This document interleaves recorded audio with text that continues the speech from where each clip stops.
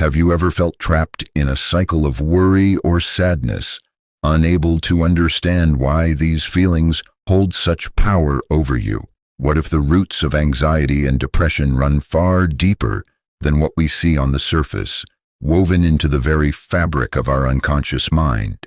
Carl Jung, one of the greatest explorers of the human psyche, believed that these struggles are not just random afflictions, but messages from parts of ourselves that have been ignored or hidden away.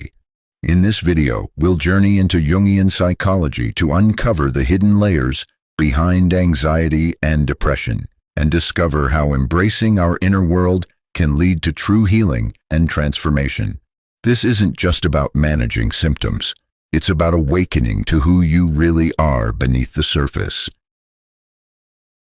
In today's fast-paced and hyper-connected world, anxiety and depression have become widespread, almost as if they are silent companions in our daily lives.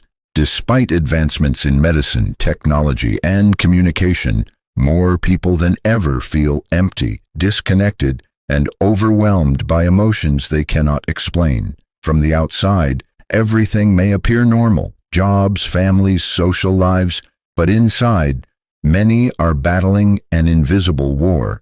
Carl Jung, the Swiss psychiatrist and founder of analytical psychology, believed that these emotional struggles were not just surface-level problems. He saw them as signals from the soul, symptoms of a deeper disharmony between our inner world and the life we live. Jung didn't view anxiety and depression as mere illnesses to be eradicated. Instead, he believed they had meaning. They were messages from the unconscious, pointing to something within us that needed attention, healing, or transformation. According to Jung, our psyche, the totality of our mind, both conscious and unconscious, naturally strives for wholeness.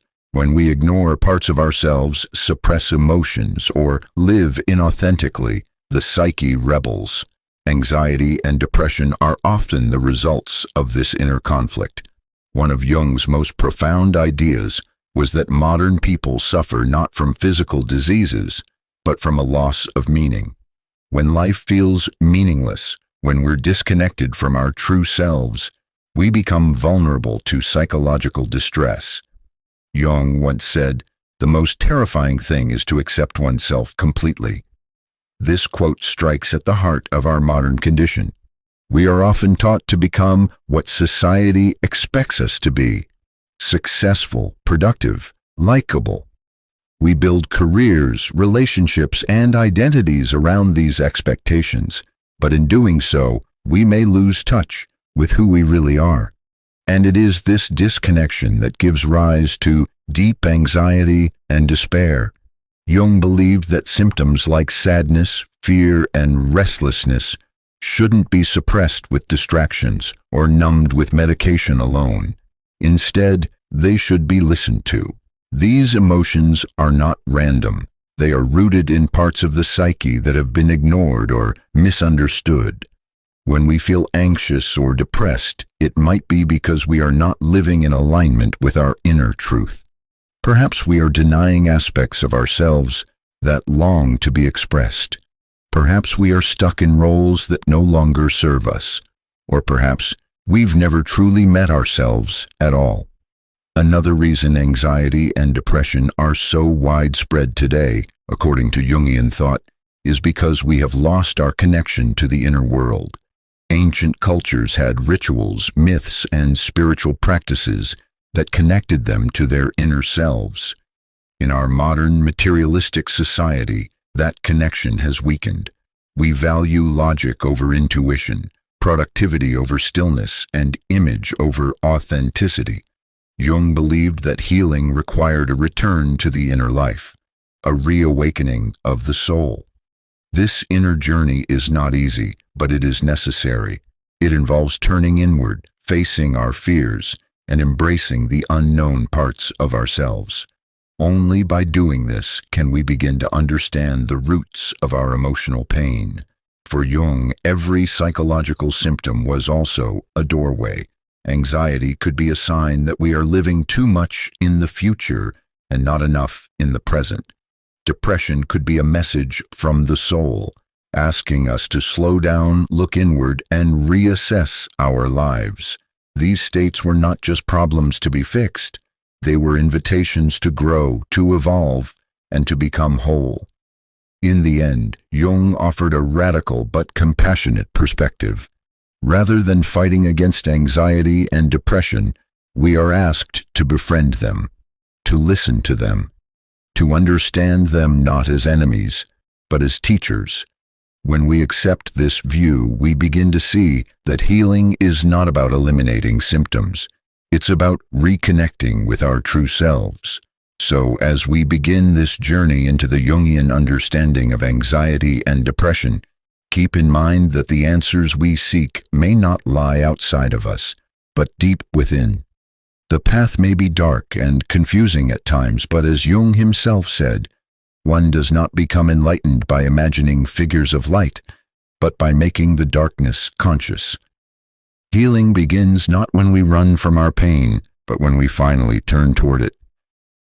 Carl Jung's understanding of the human psyche was vast, deep, and incredibly nuanced.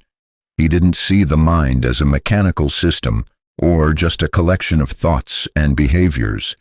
For Jung, the psyche was a living, evolving organism, a rich inner world made up of many layers.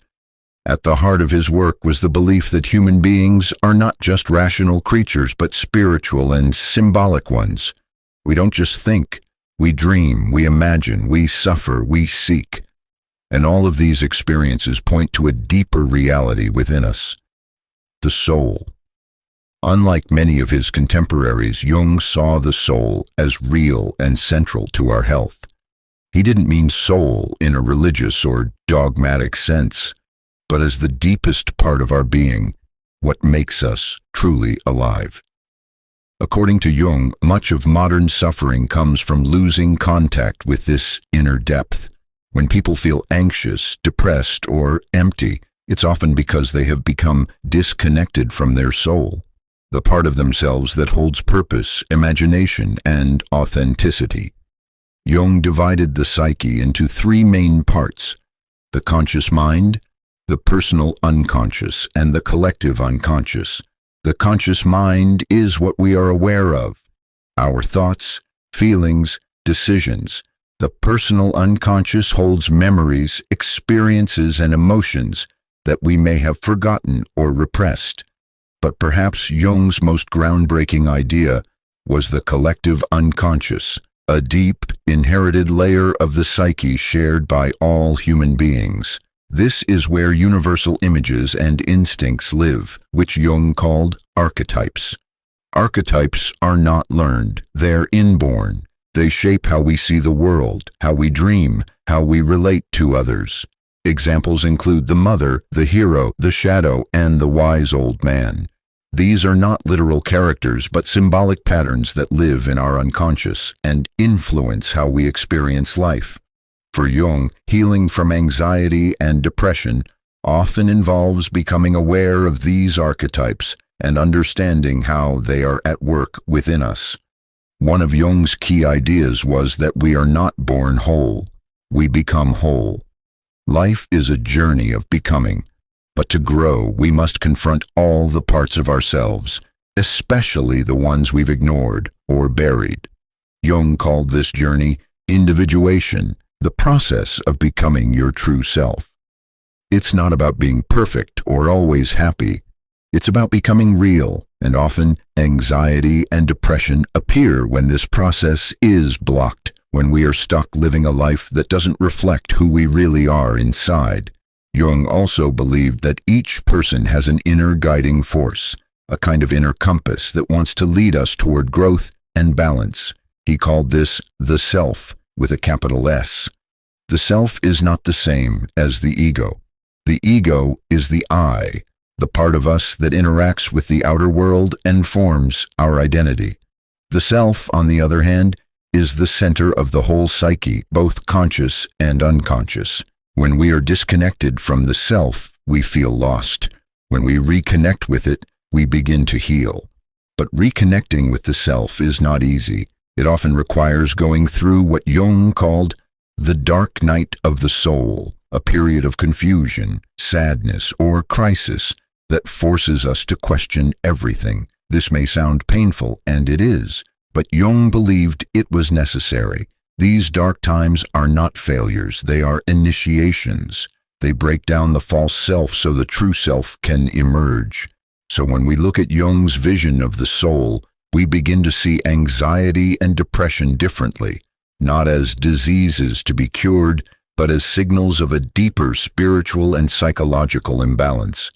They are the soul's way of crying out, asking us to slow down, turn inward, and reconnect with what truly matters. In Jung's world, healing begins when we stop running from our inner world and start exploring it. It's not about fixing ourselves, it's about understanding ourselves. And through that understanding, we begin the journey back to the soul. In Jungian psychology, one of the most powerful and often misunderstood concepts is the shadow. It is not just a vague or poetic idea, it is a central element of the human psyche. The shadow represents the parts of ourselves that we repress, deny, or refuse to see. These are traits, desires, fears, and memories that don't fit the image we have of ourselves, so we push them away into the unconscious. But Jung warned that what we reject doesn't disappear. It hides, waits, and eventually returns, often in the form of anxiety, depression, or destructive behavior. The shadow is not necessarily evil or dangerous, though it can appear frightening. It includes anything we're ashamed of or have been taught to suppress: anger, envy, selfishness, vulnerability, even talents and strengths that didn't fit into our upbringing. If, as a child, you were punished for expressing anger, your anger may become part of your shadow. If you were told not to be too proud, your confidence may also be hidden there. Over time, this rejected part of the self grows larger and more powerful in the dark. Jung believed that the greater the split between the conscious self and the shadow, the more psychological suffering we experience. When we pretend to be someone we're not, or deny large parts of ourselves, we create inner conflict. The shadow doesn't go away. It leaks into our lives. It might show up as unexplained fear, depression, mood swings, or sudden anger. It may also manifest in projection, when we see in others the very things we can't admit in ourselves. For example, someone who denies their own aggressive impulses may become obsessed with the bad behavior of others. They hate in others what they unconsciously fear or dislike in themselves. This is where anxiety and depression often take root. When we live disconnected from our full selves, we experience a sense of emptiness or imbalance. Depression can arise when we feel cut off from our life force, which is often hidden in the shadow. The more we deny parts of ourselves, the more drained and lifeless we feel. Jung said, "Depression is like a woman in black. If she turns up, don't shoo her away. Invite her in, offer her a seat, treat her like a guest, and listen to what she has to say." This poetic statement reflects a core Jungian idea. Symptoms are not enemies but messengers. The shadow doesn't torment us to destroy us. It wants to be seen, heard, and integrated. Integration is the goal, not elimination. Jung believed that healing comes from facing the shadow, understanding it, and finding a way to bring its contents into conscious awareness. This doesn't mean acting out every impulse or becoming someone else. It means making peace with the parts of ourselves we've disowned. It means saying, yes, I feel anger. Yes, I have fears. Yes, I'm flawed. It's in this radical honesty that real healing begins. The shadow also contains positive qualities that were suppressed, what Jung called the gold in the shadow. Perhaps as a child you were told to be quiet and not speak up, and so your natural leadership or creativity was buried. Reclaiming these parts of yourself can be deeply empowering. In fact, much of what we think we lack in life, confidence, strength, purpose, may already exist inside us, trapped in the shadow, waiting to be invited back into the light. Facing the shadow isn't easy. It requires courage, self-awareness, and a willingness to feel discomfort. But Jung believed this process was essential for growth. He wrote, "Until you make the unconscious conscious, it will direct your life and you will call it fate." In other words, if we don't face our inner darkness, it will control us from the shadows. So what does this mean for someone struggling with anxiety or depression? It means that part of your healing may lie in exploring the hidden parts of yourself. Ask, what am I afraid to feel? What parts of me have I pushed away? What truths have I avoided? This is not a process of blame or judgment. It's a path of compassion and understanding. The shadow is not your enemy. It is a forgotten self, crying out to be remembered. When we begin to listen to the shadow, our symptoms often soften. We become more whole, more grounded, more real. And in that wholeness, the soul finds its voice again. Healing, in Jungian terms, is not about perfection. It's about integration. And that journey begins when we finally turn and face the darkness within. Carl Jung introduced the concept of the persona to describe the social mask we wear, the version of ourselves we present to the world.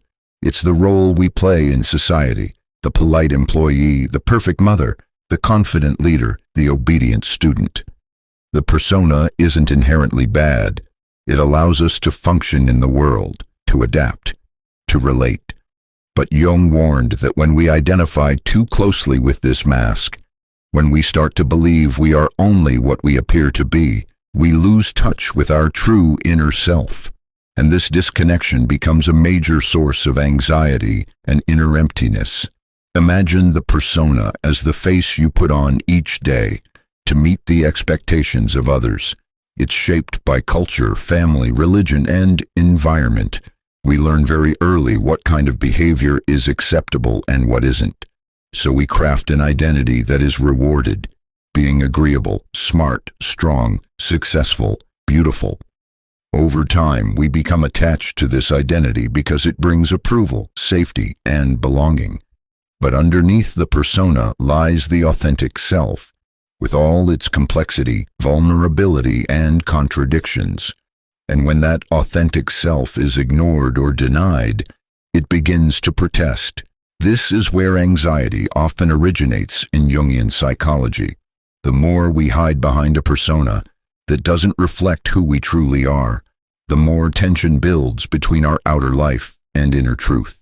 For example, a person might wear the persona of someone who is always put together, always smiling, always helpful, but inside they may feel exhausted, resentful, or deeply sad. Yet they can't let that part of themselves show because their entire identity depends on being seen as strong or selfless. Over time, this split creates an unbearable pressure. Anxiety creeps in as the true self pushes against the walls of the mask. Depression can also arise when the persona becomes too rigid, when we become trapped in roles that no longer serve us, roles we may have outgrown or never truly chosen. We begin to feel lifeless. Life becomes a performance rather than a lived experience. Jung saw this as a soul crisis. The inner self is silenced and the outer self is hollow. The more we pretend, the more we suffer. And yet, breaking the mask feels terrifying. What if we lose love, approval, or identity? Jung emphasized that the goal is not to destroy the persona, but to become aware of it, to recognize that it is only one part of us, not the whole. The persona should serve us, not imprison us. When we realize that the mask is just that, a mask, we gain the power to take it off when needed. We can begin to show more of our real thoughts, feelings, and needs.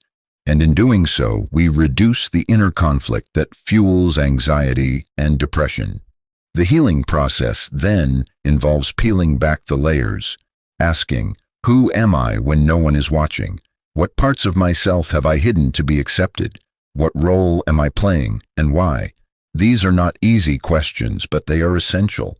Often we don't even realize we are wearing a mask until life forces us to confront it through crisis, loss, burnout, or breakdown. In Jung's view, these moments are not failures, they are invitations. Invitations to examine the life we've constructed and ask if it truly reflects who we are.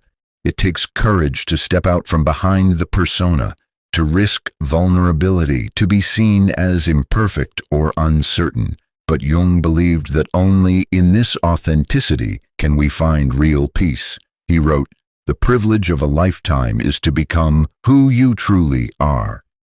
So if you're feeling anxious, empty, or depressed, consider this. Are you wearing a mask that no longer fits? Are you playing a role that silences your real voice? The world may have rewarded you for the persona, but your soul longs for something deeper: truth, wholeness, real connection. Removing the mask doesn't mean discarding all social roles. It means choosing them consciously and not letting them define your entire being. It means living from the inside out rather than from the outside in. And when you begin to align your outer life with your inner truth, something remarkable happens. The anxiety begins to fade, and in its place, a quiet strength begins to grow. In the Jungian view, healing begins the moment we stop performing and start becoming. The persona may keep us safe, but only authenticity can make us whole. At the heart of many emotional struggles, including anxiety and depression, lies a deeply personal and often hidden source: the inner child. Though Jung didn't use the exact term inner child frequently, his concepts laid the foundation for this idea. The inner child is the emotional memory of who we were in childhood, our fears, joys, needs, and the ways we learned to survive. When a child is hurt, ignored, or made to feel inadequate, those emotional wounds don't simply disappear with age. They stay with us, buried in the unconscious, quietly shaping our adult experiences. Every child comes into the world with a basic need: to be seen, accepted, loved, and safe. But not every child receives that. Some are told to stop crying, to be strong, to behave, to not ask too many questions. Some are criticized, neglected, or made to feel that their emotions are too much. Others grow up in environments where love is conditional, based on performance, obedience, or perfection. These early experiences create powerful emotional imprints, and if they're never addressed, they can lead to anxiety, low self-worth, emotional numbness, and even depression in adulthood. Jung believed that much of adult suffering stems from the parts of ourselves we left behind as children. He saw the psyche as containing many selves, including the child self that never truly goes away. This inner child holds not just pain, but creativity, wonder, sensitivity, and a deep longing to be nurtured.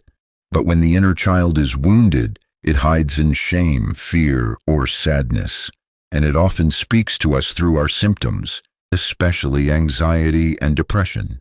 An adult who feels afraid to trust, afraid to be alone, or afraid of rejection may, in fact, be carrying the voice of a child who once felt abandoned or unloved. That voice, though unconscious, still whispers, "I'm not good enough, I'm not safe," or "I don't matter." And while we may try to silence these voices with work, relationships, or distractions, they persist.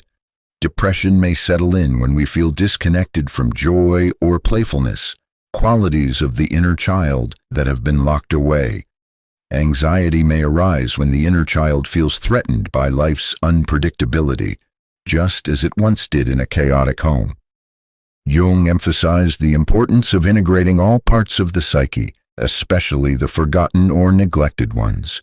Healing in this case means forming a conscious relationship with the inner child, learning to hear it, care for it, and understand its needs.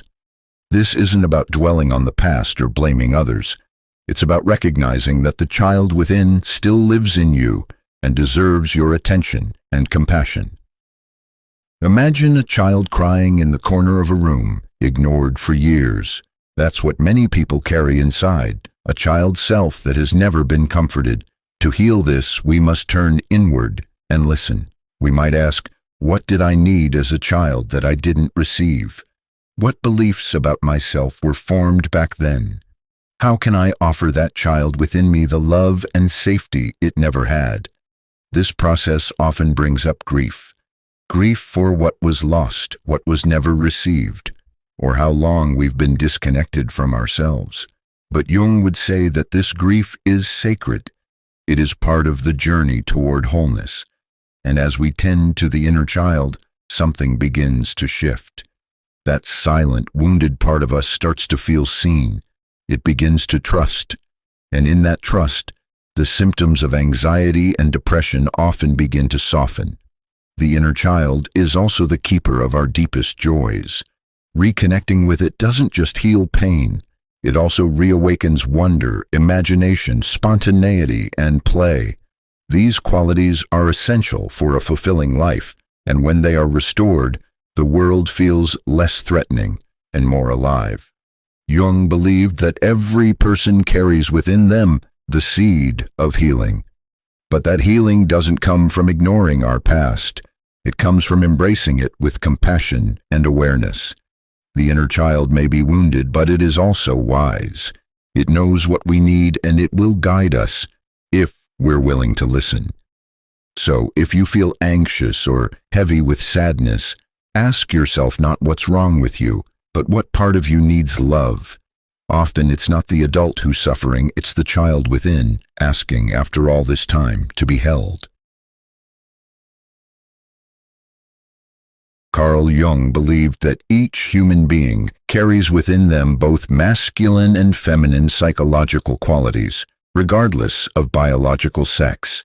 He called these inner counterparts the anima, the feminine inner soul of a man, and the animus, the masculine inner spirit of a woman.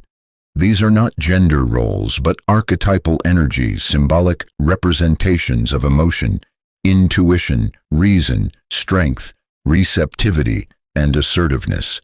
Jung saw them as essential forces for inner balance and wholeness. When repressed or undeveloped, they can become sources of anxiety, mood swings, confusion, or emotional emptiness. Let's begin with the anima, the feminine aspect within men. This includes emotions, creativity, intuition, nurturing, and vulnerability. In many cultures, boys are raised to suppress these traits. They are told not to cry, not to feel, not to be weak. As a result, their inner anima becomes buried, unexpressed, or distorted. Instead of expressing emotions in healthy ways, they may feel inner chaos, moodiness, or disconnection from their inner world. Jung believed that such emotional repression could lead to depression or anxiety, especially when life demands emotional depth. Like in relationships, loss, or major transitions. The animus, on the other hand, is the masculine energy within women. It represents logic, willpower, independence, structure, and assertiveness. Women, especially in traditional societies, are often encouraged to be passive, pleasing, and dependent. Their assertive and analytical qualities may remain undeveloped or suppressed. When the animus is ignored, a woman might feel uncertain, overly dependent on others for validation, or unable to stand up for her needs. On the other extreme, if the animus becomes overbearing because it remains unconscious, it can turn critical, rigid, or harsh, leading to inner conflict and anxiety. Both anima and animus, when left in the unconscious, don't just disappear, they act out through projection and emotional confusion. A man disconnected from his anima might idealize women or feel consumed by emotional storms he doesn't understand. A woman disconnected from her animus might feel powerless or constantly judged by an inner critical voice. These inner imbalances become reflected in relationships, careers, and our emotional state. Jung taught that true healing and growth come when we consciously develop these inner counterparts. For a man, this might mean learning to sit with his emotions without shame, exploring creativity, becoming more open and vulnerable. For a woman, it might mean claiming her voice, setting boundaries, thinking critically, and embracing her inner strength. By doing so, we create inner harmony, a balance between feeling and thinking, yielding and acting, intuition and reason. This inner balance is crucial in healing anxiety and depression. Many people suffer because they are living in only half of their psyche. They have developed one part while rejecting the other. A woman who is always kind and agreeable but cannot say no may suffer quietly under the weight of resentment.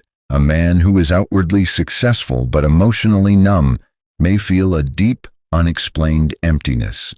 These symptoms are signs that the inner opposite is longing to be heard. Jung saw the anima and animus not as flaws or weaknesses, but as bridges to the self, the true, whole personality. By integrating these forces, we become more grounded, more whole, and more capable of facing life's challenges with inner stability. Anxiety often fades when we stop trying to live out only one version of ourselves and begin to embrace the full spectrum of who we are. This integration is not immediate. It requires reflection, inner work, and sometimes painful honesty. But each step toward balance brings strength. A man who learns to feel becomes more human. A woman who embraces her voice becomes more alive, and both begin to touch the depth of their soul. In Jung's words, the encounter with the other within us is the path to the self. The anima and animus are not enemies, they are guides. They invite us into a fuller, richer, more connected life. When we listen, we heal. When we integrate, we transform. And in that transformation, anxiety and depression often begin to lift, not because we've silenced our symptoms, but because we've finally heard their message. Carl Jung described the shadow as the dark, unconscious part of our psyche. Everything we deny, reject, or disown about ourselves.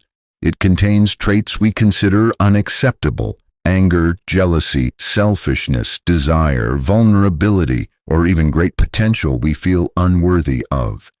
The shadow isn't evil by nature. It's simply what we've pushed away to survive or fit in. And yet, this buried part of us doesn't disappear. It waits in silence, influencing our emotions, choices, and relationships from the shadows. Left unseen, it becomes a powerful source of anxiety and depression.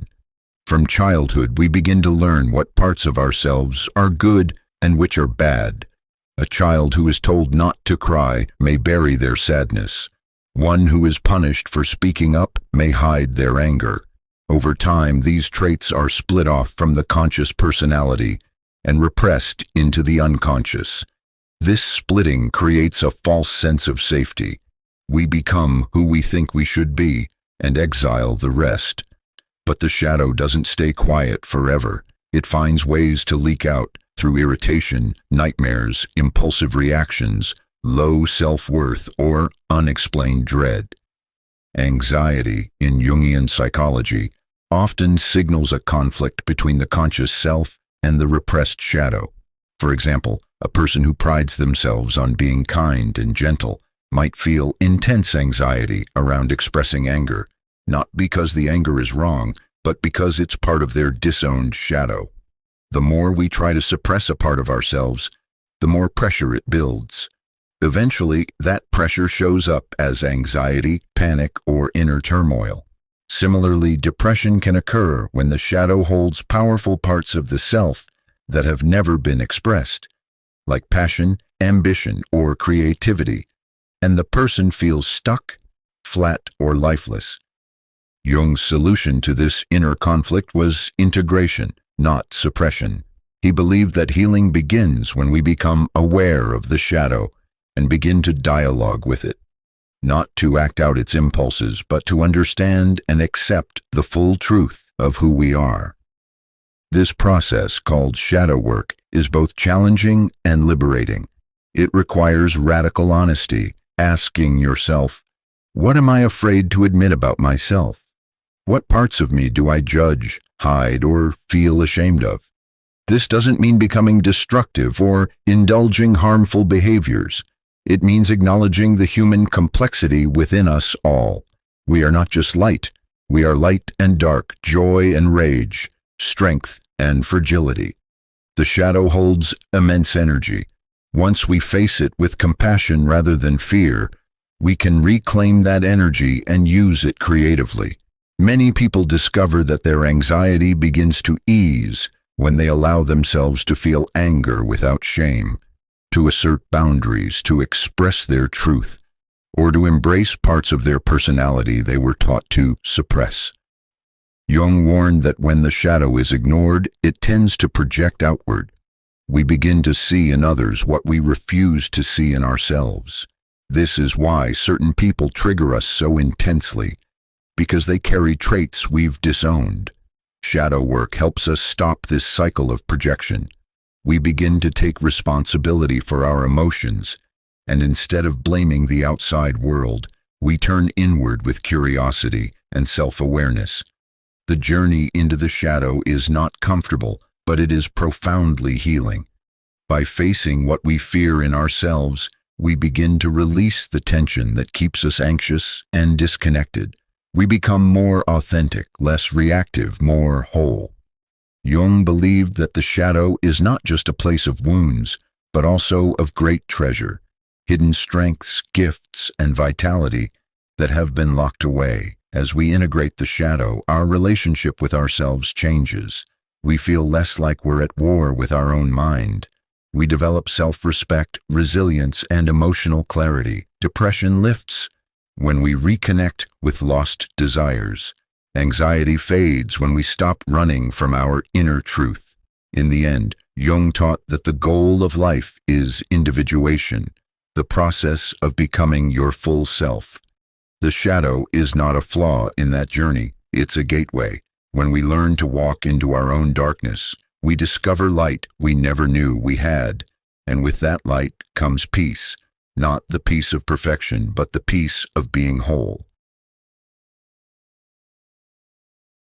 Carl Jung placed immense importance on dreams, believing they are direct communications from the unconscious mind.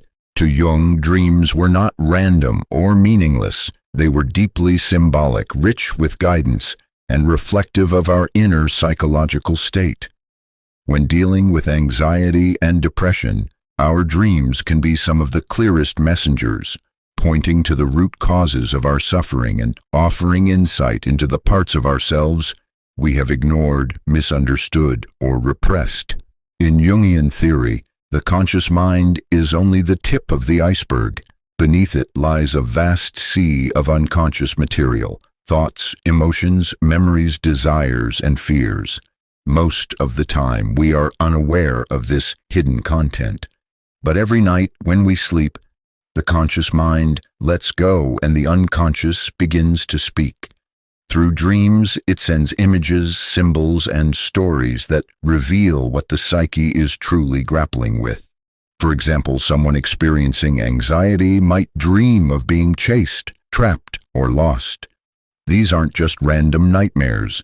They often reflect real inner fears, perhaps the fear of being overwhelmed by life, by responsibility, or by parts of oneself that feel out of control.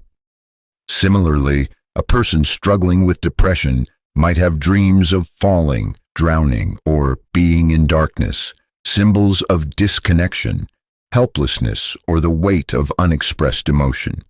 Jung taught that we should approach these dreams not with fear, but with curiosity. Every character, image, or setting in a dream may represent a part of the dreamer. A storm could symbolize repressed anger. A broken bridge might represent a failed relationship or a blocked emotional path. A child might represent the dreamer's inner child, seeking attention or healing.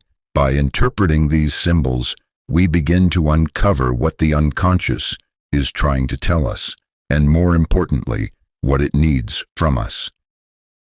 One of Jung's most powerful ideas is that the unconscious always strives for balance. If the conscious self is overly rational and disconnected from emotion, the unconscious might send deeply emotional dreams to restore that balance. If a person is living too much in their persona, trying to please or perform, the unconscious might deliver a dream full of raw, chaotic, or forbidden emotions. These dreams are not punishments. They are corrections, trying to guide us back to wholeness. Jung also emphasized the appearance of archetypes in dreams, universal symbols that carry deep psychological meaning. For instance, encountering a wise old man or woman might symbolize the emergence of inner wisdom. A shadowy figure could represent your shadow, the parts of yourself you've disowned. A journey, a mountain, a forest, or a mirror. Each symbol holds a mirror to your inner world. By paying attention to dreams, especially recurring ones, we open a doorway to self-awareness. Jung often had patients keep dream journals and work through their meanings in therapy. Over time, as they began to understand their dreams, their anxiety and depression often softened, not because the external world changed, but because their inner world became clearer, more honest, and more connected. Dreams can also offer solutions. Jung noticed that dreams often show not only the problem, but also the path forward. A dream of being lost might end with the appearance of a guide. A dream of a collapsed house might be followed by a dream of rebuilding. The unconscious doesn't just bring up pain, it also brings hope, creativity, and transformation. But to access that, we must listen. In our modern world, dreams are often dismissed as random or silly. But Jung warned against this. He believed that ignoring our dreams is like ignoring our soul. When we tune out these messages, we stay disconnected from the deeper layers of who we are. But when we start paying attention, even writing down our dreams and reflecting on them, we begin to hear the wisdom within. So if you're struggling with anxiety or depression, consider this. What is your unconscious trying to say? What are your dreams showing you? What part of your psyche is reaching out for attention, healing, or expression? In Jung's words, who looks outside dreams, who looks inside awakens. Dreams are not distractions, they are invitations. They invite us to explore our inner world, to face our fears, and to reconnect with our deeper self. And in doing so, they help us heal. Not by offering quick fixes, but by guiding us gently back to the truth we've always carried within. In Jungian psychology, the persona is the mask or role we present to the outside world. It is how we want others to see us, our social face, shaped by expectations, norms, and the need to belong. Everyone wears a persona to some degree, because living in society requires us to adapt and hide certain private parts of ourselves. But trouble arises when we identify too strongly with this mask and neglect our authentic self beneath it. This disconnect can lead to feelings of anxiety, emptiness, and depression. Think about the many roles you play daily: employee, friend, parent, partner, student. Each role comes with expectations and rules. For example, at work you may need to be competent and composed. With friends, you may act cheerful and supportive. To fulfill these roles, you might suppress parts of yourself that don't fit, your fears, doubts, or unique quirks. Over time, this creates a divide between who you really are and who you show to the world. Jung emphasized that the persona is necessary. It helps us navigate society. But it becomes dangerous when it becomes our false self, the only self we recognize. When we live primarily through our persona, we deny our true feelings and needs. We may appear successful, confident, or happy externally, but inside, we feel disconnected, misunderstood, or empty. This inner conflict can fuel anxiety as we constantly struggle to maintain the facade, fearing exposure or rejection. Depression often follows when the gap between the persona and authentic self grows too wide. The person may feel a sense of meaninglessness or numbness, as if they are living a lie. This can manifest as exhaustion, despair, or a deep longing for something real. Jung called this state a crisis of identity, a signal that the psyche demands reconnection with the authentic self. Another issue with an inflated persona is that it blocks the integration of other parts of the psyche, like the shadow or the inner child. If you're too focused on looking perfect or strong, you might ignore your vulnerabilities or negative emotions. This denial creates psychological pressure that eventually bursts out as anxiety attacks, mood swings, or depression. Healing begins when we recognize the persona for what it is, a necessary but partial mask. The goal is not to abandon social roles or become reckless, but to balance the persona with honesty. This means allowing yourself to show your true feelings and accept your imperfections, even if it feels risky. It means building relationships where you don't have to pretend and creating moments of authenticity in daily life. Jung encouraged the practice of self-reflection, asking yourself, what parts of me am I hiding to be accepted? How much energy do I spend maintaining this mask? What would happen if I showed my true self? These questions are uncomfortable but essential. They begin to loosen the grip of the persona and create space for the real self to emerge. When we reclaim authenticity, anxiety often decreases because we are no longer fighting a constant internal battle. Depression lifts when we find meaning beyond the surface roles. The world might still expect masks, but we learn to wear them lightly without losing ourselves. In essence, the persona is like a costume.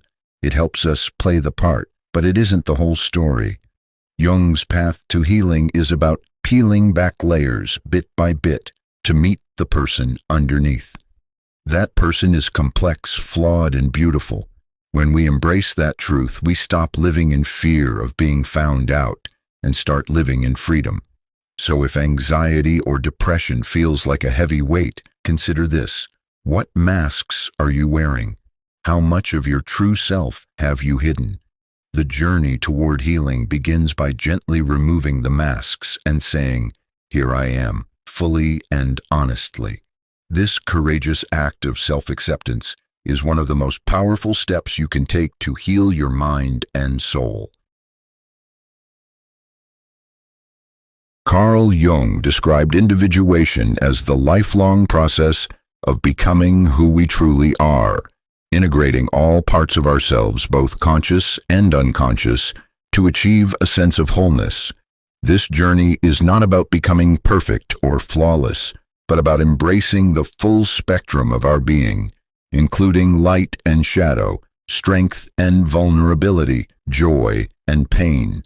Individuation is central to Jungian psychology and plays a key role in healing anxiety and depression because it addresses the root cause, fragmentation within the psyche. Many people who struggle with anxiety or depression experience a deep sense of disconnection, not only from others but from themselves. They may feel like strangers in their own lives, caught between who they think they should be and who they really are. This internal conflict leads to confusion, self-doubt, and suffering. Jung saw individuation as the path back to self-understanding and harmony. At the heart of individuation is the recognition that the psyche is made up of many parts: the persona, the social mask, the shadow, hidden aspects, the anima, animus, inner feminine, masculine, and the self, the true core of our being. Individuation means bringing these parts into conscious awareness and allowing them to communicate and cooperate rather than fight or remain split apart. This process creates a more integrated and authentic self. Anxiety often signals that we are resisting this integration. It's like the psyche is sending an alarm. Something important is being ignored or denied. Depression can reflect a state where this inner disconnection has deepened, leaving the person feeling lost or empty. Individuation helps by offering a map and a goal, becoming whole again. One essential part of this process is self-reflection and self-acceptance. Individuation requires us to look honestly at all aspects of ourselves, including those we find uncomfortable or shameful. It means recognizing our fears, desires, strengths, and weaknesses without judgment. This can be painful, but it is also liberating because it frees us from the impossible demand to be perfect. Jung believed that symbols, myths, and dreams often guide us on the individuation journey. They reveal hidden truths and help us understand the language of the unconscious. For example, many people experience dark nights of the soul or deep emotional crises during this process. These difficult phases are actually signs of growth, moments when the old, incomplete self is breaking down so the new, integrated self can emerge. Individuation also involves finding and expressing your unique purpose or calling in life. When people live out of alignment with their true nature, trying to fit societal expectations or others' demands, they suffer. Individuation invites you to discover what truly moves you, what brings meaning and joy, and to live accordingly. This alignment with your authentic self is healing because it reduces inner conflict and promotes a sense of belonging within yourself. The process of individuation is ongoing. There is no fixed endpoint. It's a lifelong dance between light and shadow, conscious and unconscious. But with each step, we grow stronger, wiser, and more at peace. Jung believed that when we achieve this inner balance, we experience a deeper kind of happiness, one that does not depend on external circumstances, but on a profound connection to our own being. For those struggling with anxiety and depression, embracing individuation means shifting from running away from themselves to exploring their inner world with courage. It means understanding that their suffering is a call to deeper self-knowledge, not a sign of weakness. The journey may be challenging, but it leads to a more resilient, authentic, and fulfilling life. In summary, individuation is the heart of Jung's healing vision. It is about becoming whole, welcoming all parts of yourself and living from that wholeness. When we embark on this path, anxiety and depression lose their grip.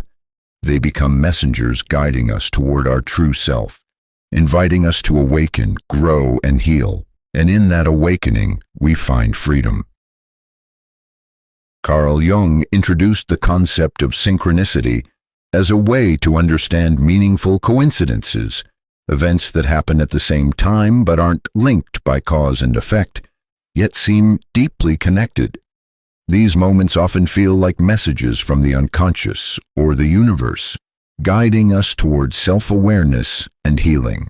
For people struggling with anxiety and depression, recognizing synchronicity can open a new perspective, that life has meaning even amid chaos and suffering.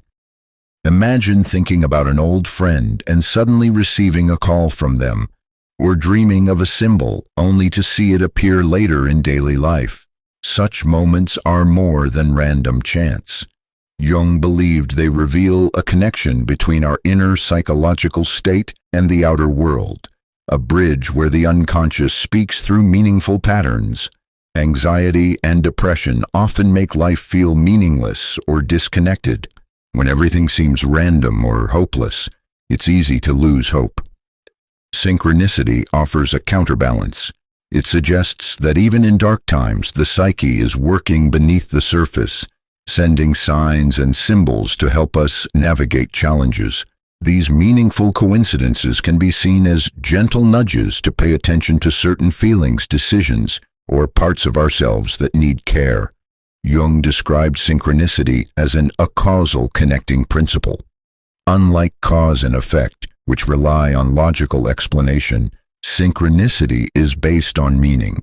It invites us to trust that events, feelings, or thoughts occurring simultaneously may carry a hidden message or guidance relevant to our personal growth. For example, someone feeling lost and anxious might repeatedly encounter symbols of water, rivers, rain, or oceans in dreams or daily life. Water often symbolizes emotions and the unconscious. These synchronicities could be urging the person to explore and express their feelings instead of avoiding them. Or a depressed individual might experience a chance meeting with a stranger who shares a powerful insight or encouragement, which feels like a lifeline from the unconscious. Recognizing synchronicity requires mindfulness and openness. It means slowing down, reflecting, and asking, what does this coincidence mean to me? How does it connect to my inner experience? This practice strengthens our relationship with the unconscious and deepens self-understanding. Jung believed that paying attention to synchronicity can support the individuation process, the journey to wholeness. These meaningful events often appear during times of inner conflict or transformation, acting as signposts that help us stay on our path. They remind us that we are not alone, that an unseen intelligence is working with us toward healing and growth. In healing anxiety and depression, synchronicity can bring moments of awe, hope, and insight. It helps us see that even our darkest struggles have a place in the larger story of our lives. This shift in perspective can reduce feelings of isolation and despair, replacing them with curiosity and trust. In practical terms, you might start by journaling about meaningful coincidences or dreams. Notice patterns or symbols that repeat, and explore what they might represent in your life. Over time, this attunement can deepen your sense of connection to yourself, others, and the world. Ultimately, Jung's concept of synchronicity invites us to live with greater awareness and openness to mystery. It encourages us to listen to the subtle whispers of the unconscious and to find meaning even in life's uncertainties. And through this, we discover that healing is not just about fixing problems, but about reconnecting with the profound intelligence and meaning woven into our existence. By embracing synchronicity, we open ourselves to the possibility that every moment, even the painful or confusing ones, holds the potential for insight, growth, and transformation. This awareness can be a powerful balm for anxiety and depression, reminding us that life is richer and more interconnected than we might have imagined. Carl Jung believed that healing from anxiety and depression involves not just understanding the unconscious, but actively engaging with it. One of his most powerful therapeutic tools for this is called active imagination, a process where you consciously dialogue with the images, emotions, and figures that arise from your unconscious mind. This method allows you to explore hidden parts of yourself, resolve inner conflicts, and integrate repressed feelings, leading to profound healing and personal growth. Unlike passive daydreaming, active imagination is intentional and focused. It's a way of entering the symbolic world of the unconscious while staying grounded in conscious awareness.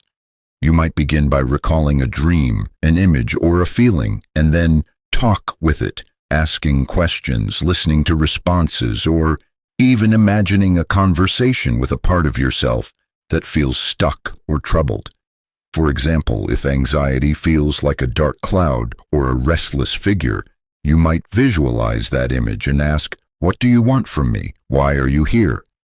The answer may come as words, sensations, or new images.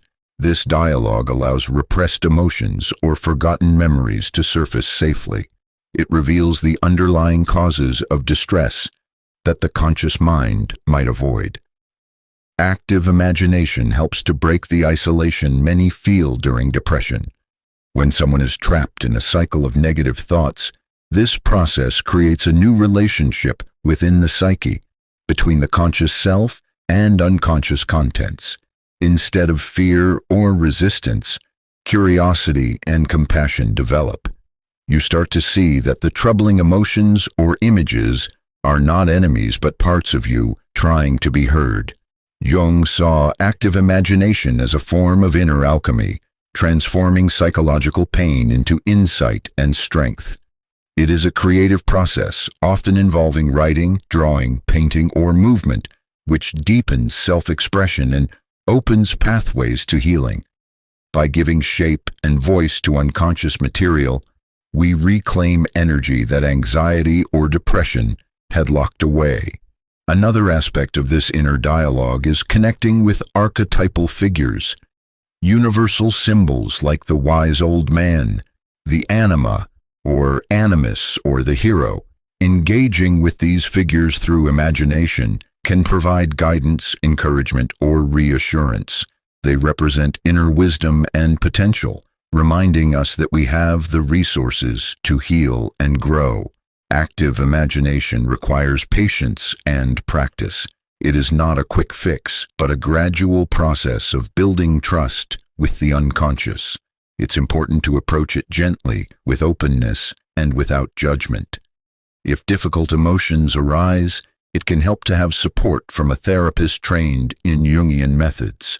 But even on your own, this practice invites you to become an active participant in your healing journey. Through active imagination, anxiety and depression transform from enemies to teachers. They become signals pointing to what needs attention, expression, and integration. By entering into dialogue with these feelings, you create space for new understanding and release. In essence, Jung's active imagination bridges the gap between the known and the unknown within us. It empowers us to face our fears, embrace our shadows, and reconnect with our true self. This process leads not only to relief from suffering, but to a richer, more creative, and more meaningful life. Healing, then, is not about erasing anxiety or depression, but about engaging with them deeply, turning inward with courage and curiosity.